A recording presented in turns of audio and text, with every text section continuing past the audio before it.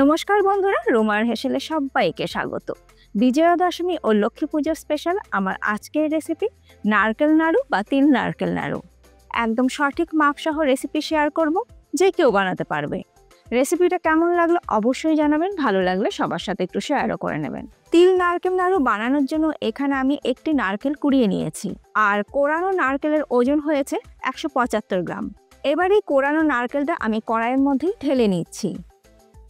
এবার এই কোরানো নারকেলের মধ্যে দিয়ে দিচ্ছি আখের গুড় 250 গ্রাম। এই মাপে যদি আপনারা নারকেল নাড়ু তৈরি করেন তাহলে কিন্তু নাড়ু একদম পারফেক্ট তৈরি হবে। এবার এই নারকেল আর গুড়টাকে হাত দিয়ে খুব ভালো করে মেখে নেব। এইভাবে যদি নারকেল আর গুড় পাক দেওয়ার আগে হাত দিয়ে মেখে নেওয়া হয় তাহলে পাকটা খুব তাড়াতাড়ি চলে আসে। নারকেল নাড়ু তৈরি করার জন্য কিন্তু গুড়টা ভীষণ ম্যাটার করে, তাই অতি অবশ্যই কিন্তু গুড়টাকে একটু ভালো দেখে কেনার চেষ্টা করবেন। নারকেল আর গুড় আমার খুব ভালো করে মেখে নেওয়া হয়ে গেছে। যেহেতু এটা তিল নারকেল নাড়ু, তার জন্য এর মধ্যে আমি সাদা তিলের ব্যবহার করছি। 1/4 কাপ সাদা তিল আমি একটা ফ্রাইং প্যানের মধ্যে ঢেলে নিলাম। এবার গ্যাসের ফ্লেমটাকে লোতে রেখে তিলটাকে ড্রাই রোস্ট করে নেব। তিলটাকে ড্রাই রোস্ট করার জন্য গ্যাসের ফ্লেমটাকে হয় লোতে রাখতে হবে বা লো টু মিডিয়ামে রাখতে হবে।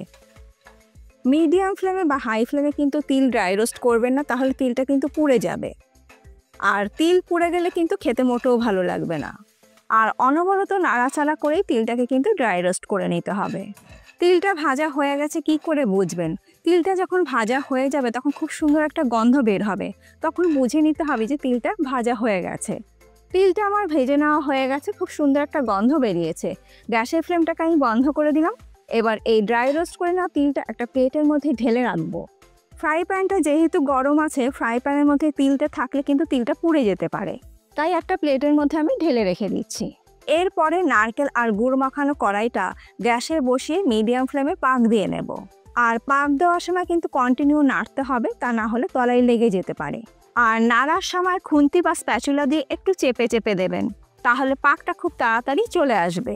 আমি যে পরিমাণে নারকেল আর গুড় নিয়েছি তাতে কিন্তু মিষ্টিটা একদম পারফেক্ট আছে। যদি আপনারা এর থেকে কম মিষ্টি খেতে পছন্দ করেন তাহলে গুড়ের পরিমাণটা কম দিয়ে একটু পাক দিয়ে নেবেন। যদি দেখেন যে পাক আসছে না তাহলে পরে একটু গুড় অ্যাড করে দিতে পারেন, কারণ সবাই একই রকম মিষ্টি খেতে পছন্দ করে না। কেউ ঠিকঠাক মিষ্টি খেতে পছন্দ করেন, কেউ একটু কম বা কেউ একটু বেশি। মিনিট 3-4 নাড়াচাড়া করার পর দেখুন নারকেল নাড়ুর পাক কিন্তু প্রায় চলে এসেছে। এই পর্যায়ে গ্যাসের ফ্লেমটাকে একদম লোতে রেখে নাড়াচাড়া করতে হবে। এই পর্যায়ে এর মধ্যে আমি দিয়ে দিচ্ছি 2 টেবিল স্পুন গুঁড়ো দুধ। গুঁড়ো দুধ দিলে কিন্তু নারকেল নাড়ুর স্বাদটা ভীষণই ভালো হয়। গুঁড়ো দুধটা দিয়ে সব কিছু একসাথে ভালো করে মিশিয়ে নেব।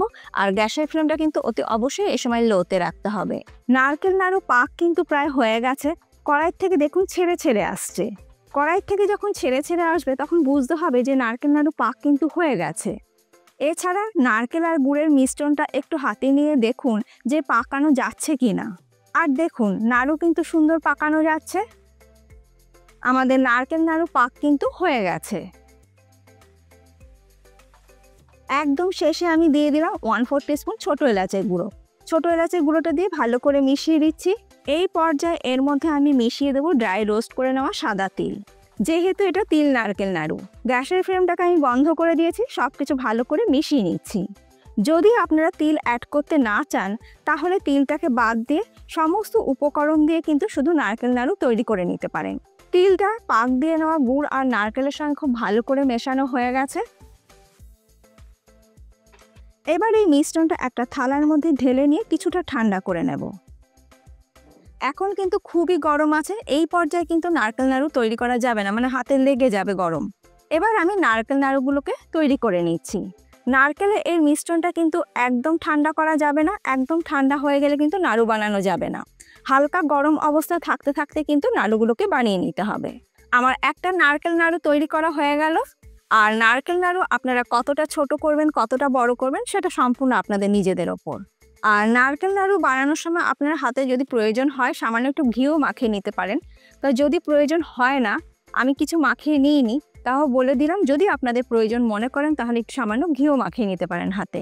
আজকে আমার এই তিল নারকেল নাড়ু রেসিপি আপনাদের কেমন লাগলো অবশ্যই জানাবেন। ভালো লাগলে বাড়িতে তৈরি করুন আর ফিডব্যাকটা কিন্তু অতি অবশ্যই দিতে ভুলবেন না। আজ তাহলে এই পর্যন্ত, আবার দেখা হবে নতুন কোনো ভিডিওর সাথে। ভালো থাকবেন, সুস্থ থাকবেন, ধন্যবাদ।